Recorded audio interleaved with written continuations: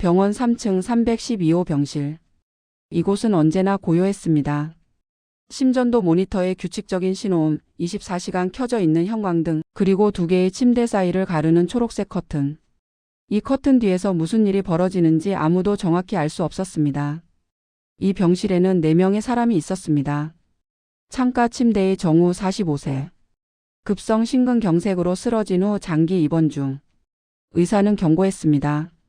심장 기능이 많이 약해졌습니다. 스트레스를 받거나 무리하시면 안 됩니다. 그의 아내 선영 42세. 결혼 15년 차.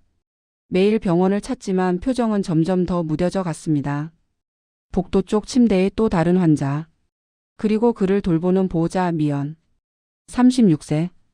늘 단정한 옷차림에 조용한 목소리를 가진 여자. 이 4사람의 욕망이 얽히면서 한 사람의 생명은 조용히 끝으로 향하기 시작했습니다. 미연은 유난히 친절했습니다. 매일 아침 원두 커피를 내려 정우에게 건넸고 베개를 정리해주고 기침하면 물컵을 가장 먼저 건넸습니다. 선영보다 더 빨랐습니다. 환자분, 오늘은 얼굴 빛이 좋아 보이네요. 거짓말이었지만 따뜻한 거짓말이었습니다.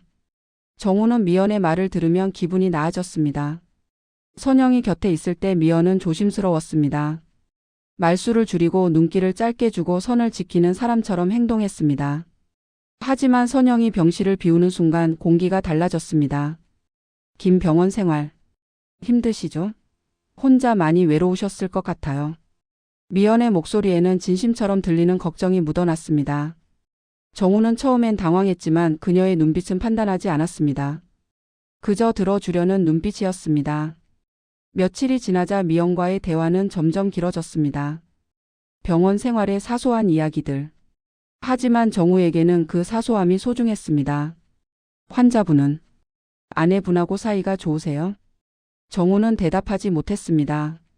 결혼 생활은 어느 순간부터 습관이 되어버렸고 사랑은 의무로 변했습니다.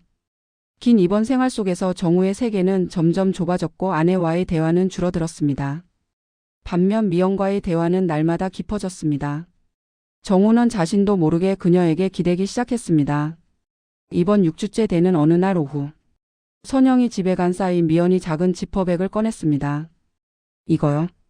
드릴까 하는데요. 파란색 다이아몬드 모양의 아력. 정우는 알았습니다. 비아그라였습니다. 병원에 오래 계신 분들이 많이 드세요. 순환에도 좋고 자신감도 생기고요. 여기 오래 있으면 남자분들이 자신감을 많이 잃으시더라고요. 미연의 설명은 논리적이었습니다. 정우는 망설였지만 그녀의 말이 그를 안심시켰습니다. 다들 먹는 거예요.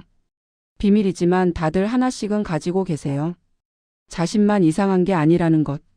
그 말이 정우에게는 정당화의 이유가 되었습니다. 그날 밤 정우는 잠을 이룰 수 없었습니다. 병원에 입원한 이후 완전히 사라졌다고 생각했던 감정. 욕망. 그것이 다시 꿈틀거렸습니다.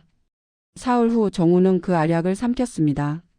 1시간 후 몸이 뜨거워지고 혈액이 빨라졌습니다. 미연은 알고 있었습니다. 약 드셨어요? 미연은 미소를 지으며 정우의 침대 가까이 다가왔습니다. 그날 밤 병실의 커튼은 완전히 닫혀 있었습니다. 그 일은 한 번으로 끝나지 않았습니다. 일주일에 2번 선영이 집에 가는 시간. 그 시간은 정우와 미연의 시간이 되었습니다.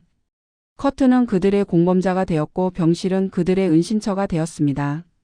정우는 선영이 오늘 집에 다녀올게라고 말하면 가슴이 뛰었습니다. 죄책감인지 설렘인지 더 이상 구분할 수 없었습니다. 미연은 점점 더 대담해졌습니다. 오늘은 2알 드셔도 될 것 같아요. 정우는 망설임 없이 2알을 삼켰습니다. 심장이 부담을 느낄 것이라는 생각은 하지 않았습니다. 정우의 몸은 약해지고 있었지만 욕망은 강해졌습니다. 의사는 무리하시면 안 됩니다 라고 경고했지만 정우는 멈출 수 없었습니다. 거울 속 자신의 얼굴은 점점 더 창백해지고 숨은 점점 더 가빠졌습니다. 선영은 모든 것을 알고 있었습니다. 남편의 눈빛이 달라진 것을, 병실을 비운 후 공기가 달라진 것을, 그리고 결정적으로 침대 옆 서랍에서 발견한 파란 알약. 비아그라. 심장 환자에게 금기인 약. 의사는 분명히 경고했습니다. 절대 혈관 확장제를 임의로 복용하시면 안 됩니다. 심장에 큰 부담이 갑니다. 선영은 알약을 손에 쥐고 한참을 서 있었습니다. 화가 났습니다. 배신감이 들었습니다. 하지만 동시에 묘한 안도감도 느꼈습니다. 그녀는 알약을 원래 자리에 도로 넣었습니다. 그리고 아무 말도 하지 않았습니다. 왜일까요? 결혼 15년. 선영은 지쳤습니다. 남편을 위해 꿈을 포기했고 커리어를 포기했으며 젊음을 바쳤습니다. 정우는 좋은 남편이었지만 그것뿐이었습니다. 사랑은 습관이 되었고 습관은 의무가 되었습니다. 그런데 정우가 쓰러졌습니다. 의사는 말했습니다. 완치는 어려울 수 있습니다. 선영은 냉정하게 계산했습니다. 만약 정우가 죽는다면 생명보험금 5억, 아파트와 재산 포함 총 8억. 새로운 삶을 시작할 수 있는 돈이었습니다. 작은 가게, 하고 싶었던 공부, 무엇보다 자유. 한번 시작된 생각은 멈추지 않았습니다. 밤마다 그 숫자들을 되새겼습니다. 5억, 8억, 새로운 삶. 그러던 중 정우와 미연의 관계를 알게 되었습니다. 처음엔 분노했습니다. 하지만 곧 깨달았습니다. 이것은 기회라고. 정우가 무리하면 할수록 심장은 더 빨리 망가질 것입니다. 비아그라를 복용하고 흥분하고 신체 활동을 한다면 의사의 경고대로 심장은 버티지 못할 것입니다. 선영은 결정했습니다. 모른 척하기로. 오히려 더 자주 집에 가기로. 정우와 미연에게 더 많은 시간을 주기로. 정우의 건강이 나빠질수록 선영은 오히려 침착해졌습니다. 선영은 의사에게 자주 질문했습니다. 심장에 무리가 가면 어떻게 되나요? 급작스러운 악화. 그런 경우도 있나요? 의사는 선영이 남편을 걱정하는 아내라고 생각했습니다. 하지만 선영의 질문에는 다른 의도가 숨어 있었습니다. 정보를 수집하고 있었습니다. 언제 어떻게 정우가 위험해질 수 있는지를. 정우는 어렴풋이 느끼기 시작했습니다. 아내의 눈빛이 더 이상 사랑이나 걱정이 아니라는 것을. 며칠 후 정우는 선영의 가방에서 생명보험 약관을 발견했습니다. 사망보험금 지급 기준 부분에 형광펜이 그어져 있었습니다.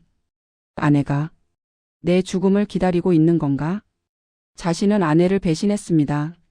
하지만 아내는 더 끔찍한 것을 계획하고 있었습니다. 두 사람은 서로를 배신하고 있었습니다. 하지만 어느 누구도 솔직하게 말하지 않았습니다. 새벽 3시 27분. 병실에 경보음이 울렸습니다. 심전도 모니터가 불규칙한 신호를 보내고 정우는 가슴을 움켜쥐고 몸부림쳤습니다. 입술은 파랗게 질려 있었고 호흡은 가빠졌습니다. 혈압 저하. 심박수 불규칙. 중환자실로 이송합니다. 선영은 벽에 붙어서 그 광경을 지켜봤습니다. 그녀의 얼굴에는 공포가 아닌 묘한 긴장감이 어려 있었습니다. 마치 중요한 시험 결과를 기다리는 사람처럼. 미연은 복도로 밀려나 흐느꼈습니다. 중환자실 앞 대기실. 미연이 다가왔습니다. 제 잘못인가요? 선영은 그녀를 바라봤습니다. 두 여자의 시선이 마주쳤습니다. 그 순간 말하지 않아도 서로 알 수 있었습니다. 모든 것을. 의사가 나왔습니다. 급성 심근경색입니다. 상태가 매우 위중합니다. 혹시 약물을 임의로 복용하신 적은? 선영은 거짓말을 했습니다. 없어요. 처방된 약만 드셨어요. 그날 밤 선영은 공중전화로 보험사에 전화했습니다.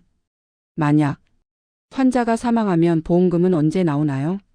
사흘째 밤 정우는 반쯤 깨어 있었습니다. 중환자실 창문 너머 선영이 통화하는 모습이 보였습니다. 네, 아직 살아있어요. 아직이라는 단어. 그 단어에는 기다림이 담겨 있었습니다. 위중하기는 한데 의사가 회복 가능성도 있대요. 선영의 목소리에는 실망이 배어 있었습니다. 보험은요? 네, 사망해야 전액 지급되죠. 정우의 눈에서 눈물이 흘렀습니다. 모든 퍼즐이 맞춰졌습니다. 미연의 약. 선영이 더 자주 병실을 비운 것. 모든 것이 계획이었습니다. 선영은 알고 있었습니다. 남편과 미연의 관계를. 그리고 그것을 방치했습니다. 아니, 오히려 장려했습니다. 왜냐하면 그럴수록 정우의 심장은 망가질 것이기 때문입니다. 일주일 후 정우는 일반 병실로 옮겨졌습니다. 1인실이었습니다. 어느 날 저녁 선영이 과일을 깎다가 물었습니다. 여보, 뭐 하고 싶은 거 있어? 난 알아. 다 알아? 내가 뭘 기다리고 있는지. 선영의 얼굴이 굳었습니다. 보험, 부업, 그리고 재산. 내가 원하는 새로운 삶. 당신도 날 배신했잖아. 그 여자, 미연. 다 알아? 두 사람은 침묵했습니다. 사랑은 어느 순간 증오로 변했고 신뢰는 배신으로 바뀌었습니다. 미안해. 나도. 하지만 그 사과가 무엇을 의미하는지 그들도 확신할 수 없었습니다. 다음 날 정우는 결정했습니다. 보험 서류. 수익자 변경하고 싶어. 선영의 얼굴이 창백해졌습니다. 정우는 보험 설계사에게 말했습니다. 병원으로요? 이 병원 의료복지재단. 왜? 왜 그렇게 한 거야? 우리 끝났어. 내가 죽어서 당신이 돈 받는 게 싫더라고. 선영은 울었습니다. 하지만 어떤 눈물인지 알 수 없었습니다. 그날 밤 선영은 집으로 돌아갔습니다. 정우의 상태는 그 후 급격히 나빠졌습니다. 사람은 때로 살려는 의지를 잃으면 정말로 죽습니다. 정우는 더 이상 살고 싶지 않았습니다.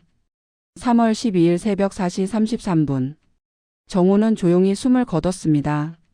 장례가 끝난 다음 날 선영은 보험회사를 찾아갔습니다. 죄송합니다만 수익자가 변경되어 있습니다. 병원 의료복지재단으로. 8억을 기대했지만 선영이 받을 수 있는 것은 3억 정도였습니다. 그녀는 무엇을 얻었을까? 남편을 잃었습니다. 사랑도 잃었습니다.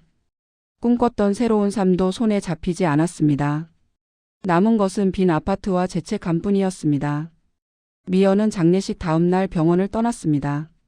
아무도 그녀가 어디로 갔는지 알지 못했습니다. 하지만 어쩌면 또 다른 병원의 또 다른 병실에서 같은 친절을 베풀고 있을지도 모릅니다.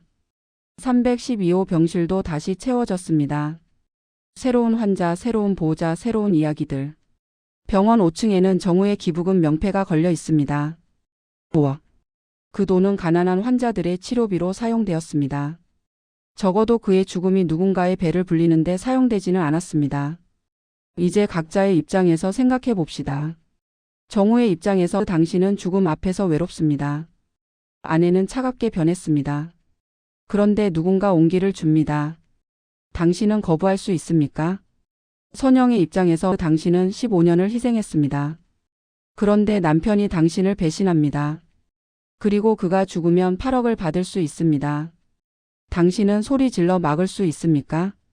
미연의 입장에서 당신은 너무 외롭습니다. 누군가 당신을 필요로 합니다. 잘못된 줄 알지만 멈출 수 없습니다. 당신은 선을 지킬 수 있습니까? 이 세 사람 중 누가 가장 잘못했습니까?